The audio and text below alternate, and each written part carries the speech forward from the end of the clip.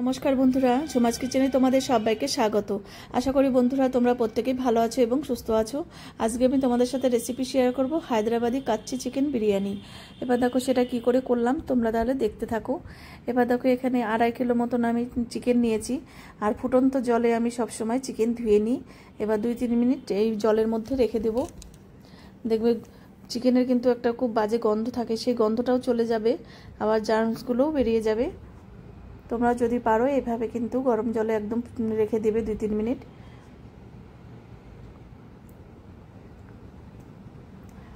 এবার বিরিয়ানির আলুগুলোকে আমি সেদ্ধ করে নেব আগে। এবার আলুগুলো দিয়ে দিলাম।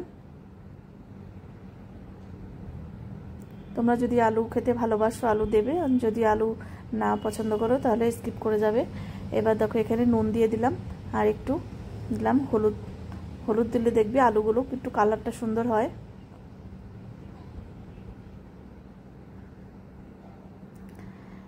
এবার দেখো চিকেন ধোয়া হয়ে গেছে, পরিষ্কার করে ধুয়ে নিয়েছি। এবার স্বাদ অনুযায়ী নুন দিয়ে দিলাম। এবার দেব 1/2 চামচ হলুদ গুঁড়ো, কাশ্মীরি লঙ্কার গুঁড়ো 1 চামচ দিলাম। এবার দেব জিরের গুঁড়ো 1 চামচ, ধনের গুঁড়ো 1 চামচ। পরিমাণ বুঝে, চিকেনের পরিমাণ বুঝে কিন্তু তোমরা মশলাগুলো অ্যাড করতে পারো। এবার আদা পেস্ট আমি বেশি বেশি করে একদম ভর্তি ভর্তি করে 2 চামচ দিয়ে দিলাম, আর রসুনটাও বেশি করে দেব, আমি 2 চামচ ভর্তি ভর্তি করে দেব।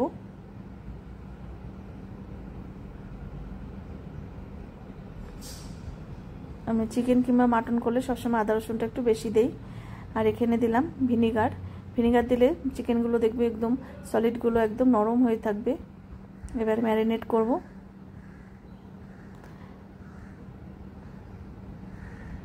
এই ম্যারিনেটটা তোমাদের দাদা একটু মেখে দিচ্ছে।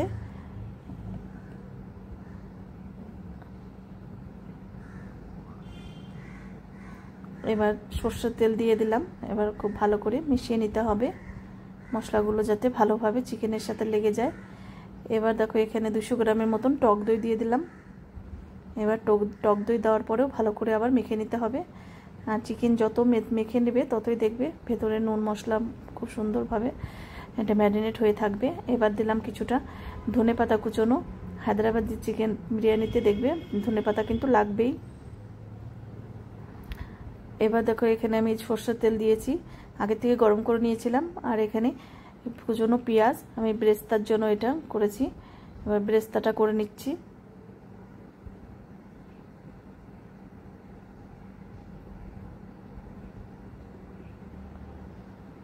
এবার দেখো বিরিয়ানির যে আসল মশলা সেটা আমি এখানে নিয়েছি। এবার ড্রাই রোস্ট করে গুঁড়ো করে নেব।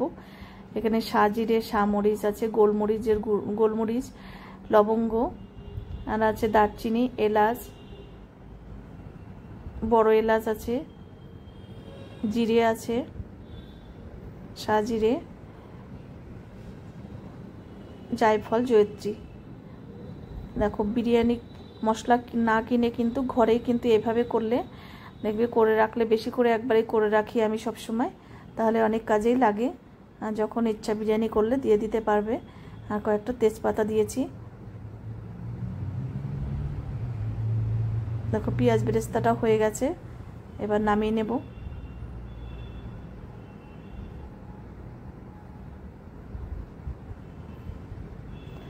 এবার মশলাটা আমার গুঁড়ো করা হয়ে গেছে। দেখো একটা কাচের বয়ামে আমি ঢেলে রাখবো।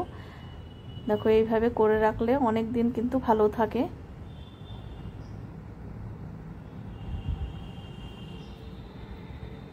দেখো মশলা একদম খাঁটি মশলা, ভেজাল ছাড়া মশলা, একদম ঘরেই তৈরি করে নিলাম। এবার এটা ঢাকা দিয়ে রাখতে হবে। এবার দেখো বিরিয়ানির এটা বাসমতি চালটা আমি এভাবে লম্বা লম্বা করে চালটাকে নিয়েছি। এবার দেখো ধুয়ে পরিষ্কার করে নিতে হবে চালটাকে। এবার পেঁয়াজ আর টমেটোটা একটু আমি হালকা করে ভেজে নিয়েছিলাম। এবার এই হাঁড়িতে আমি বিরিয়ানির এই চিকেনটা বসাবো।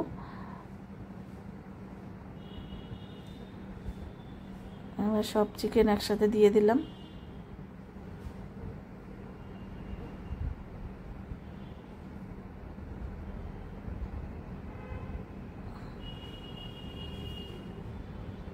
ভালো করে চিকেনটাকে ছড়িয়ে দিলাম।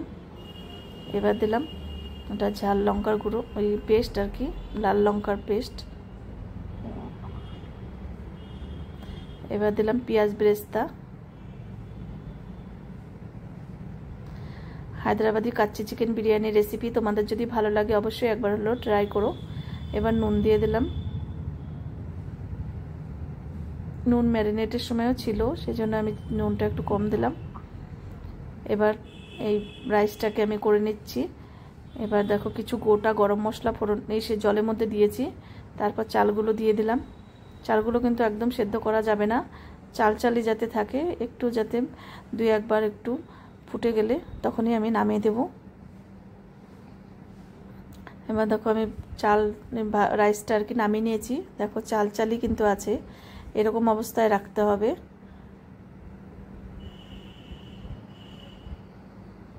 নাহলে দম দিলে তখন দেখবে যে রাইসটা কিন্তু একদম গলে যাবে। এবার রাইসটাকে ভালো করে চিকেনের উপরে ছড়িয়ে দিব। তোমরা যদি সুন্দর সুন্দর রেসিপি পেতে চাও আমার ইউটিউব চ্যানেলটি অবশ্যই সাবস্ক্রাইব করে রেখো। আর যদি ফেসবুক থেকে দেখো পেজটিকে ফলো করো, তাহলে আমি যখনই যা নিত্য নতুন ভিডিও আপলোড করব তোমাদের কাছে সঙ্গে সঙ্গে পৌঁছে যাবে। দেখো এই চাল দেওয়ার পরে একবার আলু দিয়ে দিলাম, তারপর আবারও চাল দিচ্ছি। এবার আবারও কতগুলো আলু দিয়ে দিয়েছি। এবার দিলাম ধনেপাতা কুচনো।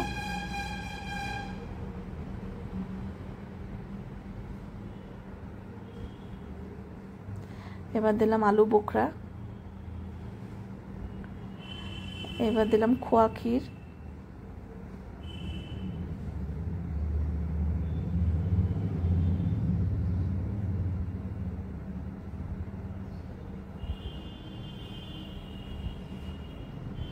এবার দিলাম পেঁয়াজ বেরেস্তা।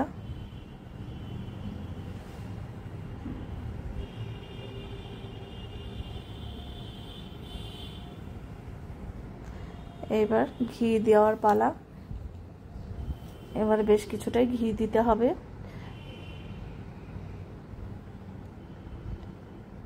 এখানে আমার চাল ছিল 1.5 কিলো আর চিকেন ছিল 2.5 কিলো। এবার দেখো এই দুধের সাথে একটু আমি ফুড কালার, আমি জাফরানটা খুঁজে পেলাম না, সেই জন্য একটু ফুড কালার দিয়ে দিলাম। তোমাদের কাছে জাফরান থাকলে জাফরানটাই দেবে। এবার দুধটাকেও খুব ক্ষীর করে নিয়েছিলাম। এখানে দিলাম গোলাপ পাপড়ি। এবার যে বিরিয়ানির মশলা করেছিলাম সেটা কিছুটা দিয়ে দেব, এটা পরিমাণ বুঝে দিতে হবে।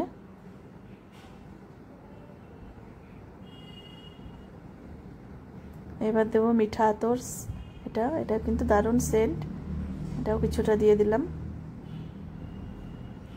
এবার দিলাম কেওড়া জল, 2 চামচের মতন দিলাম। আর দেব গোলাপ জল।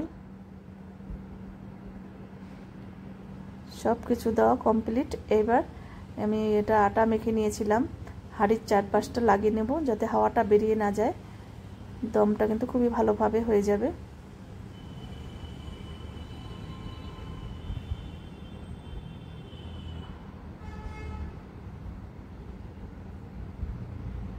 এবার ঢাকনা আটকে দিলাম।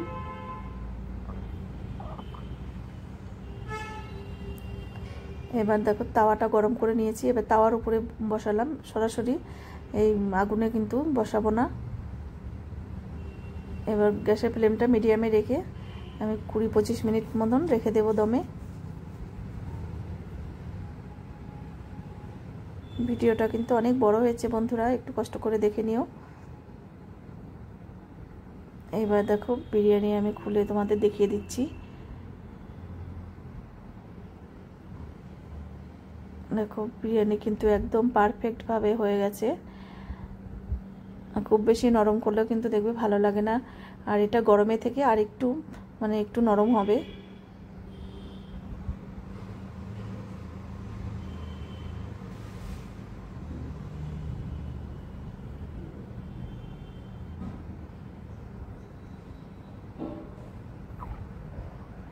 দেখো ছোট্ট একটা প্লেট দিয়ে আমি সাইড থেকে বিরিয়ানিগুলো কাটলাম। বিরিয়ানি কিন্তু সবসময় সাইড থেকে কেটে নিতে হয়। এবার একটা থালায় আমি সার্ভ করে দিচ্ছি।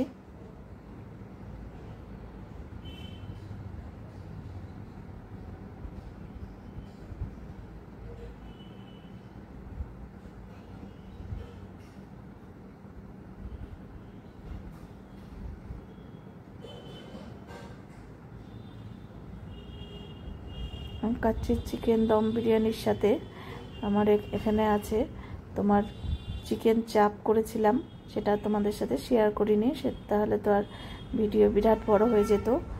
আর আমার মেয়েরা মাটন খায় না, সেজন্য চিকেন চাপ চিকেন বিরিয়ানি এই পয়লা মে উপলক্ষে তোমাদের সাথে শেয়ার করলাম। আজকে তাহলে আমি এখানেই রাখছি, এরপরের দিন আবার হাজির হয়ে যাব। টাটা বন্ধুরা, তোমরা সবাই সুস্থ থেকো, ভালো থেকো।